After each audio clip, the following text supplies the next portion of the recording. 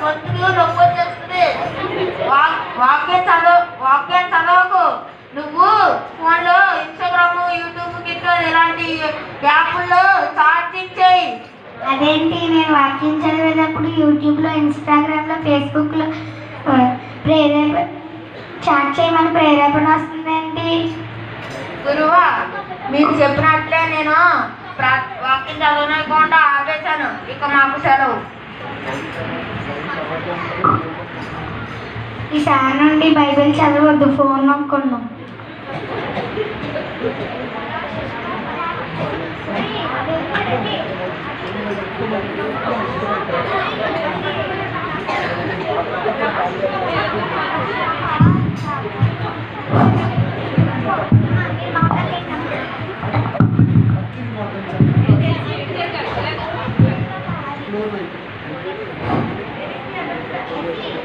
చెల్లి, మన ఇద్దరు ప్రార్థన చేసుకుందాం.